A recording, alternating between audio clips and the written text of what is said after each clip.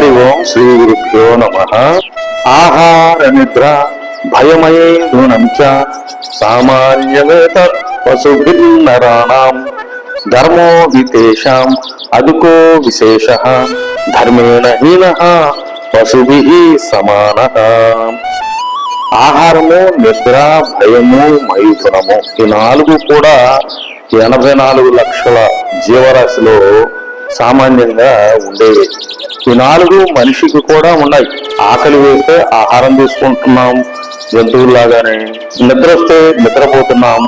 మనకి ప్రాణభయం ఉంది, జంతువులకు ప్రాణభయం ఉంది. అలాగే సంతాన ఉత్పత్తి కోసం మనము మైథున క్రియ చేస్తున్నాం, జంతువులు మైథున క్రియ చేస్తూనే ఉన్నాయి. మరి మనిషి విశేష జీవి ఎందుకయ్యాడు, దుర్లభుడు ఎందుకు అయ్యాడు అంటే ధర్మ ఆచరణ చేస్తాడు గనక మనిషి ఈ ప్రకృతిని తన ఆధీనంలో పెట్టుకునేటువంటి ఒక శక్తి సంపన్నుడు అయ్యాడు. ధర్మ ఆచరణ ఎప్పుడైతే మనిషిలో లోపిస్తుందో ఆ మనిషి కూడా పశువుతో సమానమే అని ఈ శ్లోకం తెలియజేస్తుంది మనకి.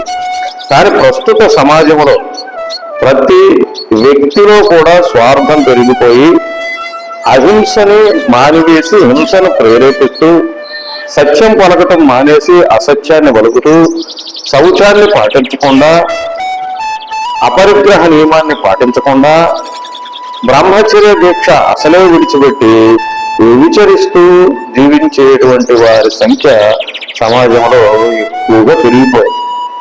ఇవన్నీ యమ నియమ ఆచరణ లేని అధర్మ జీవన విధానాన్ని గడుపుతూ కూడా మనిషి తను చేసిన పాపంలో భగవంతుడికి వాటా ఇవ్వటం వలన, అర్చనలు శతనామావళి పూజలు చేయటం వలన, యజ్ఞాలు వేదాలు, అట్లాగే బ్రాహ్మణుడికి నువ్వుల దానమని, గోదానమని, ఇంకా ఏవేవో రకరకాలైనటువంటి మొక్కులు ముక్కటం మూలాన మాత్రమే తనకు కలిసి వస్తుందని, భగవంతుడు అనుగ్రహిస్తాడని అనుకుంటూ ఉన్నాడు. కానీ భగవంతుడు ధనానికి లొంగడు, ధర్మాచరణకు లొంగుతాడు అనేది తెలుసుకోలేకపోతున్నాడు మానవుడు. ఇది అందరూ కూడా తెలుసుకోవాలి. జై గురుడు, శ్రీ గురుభ్యో నమః. మన ఛానల్ని సబ్స్క్రైబ్ చేయండి, లైక్ చేయండి, షేర్ చేయండి.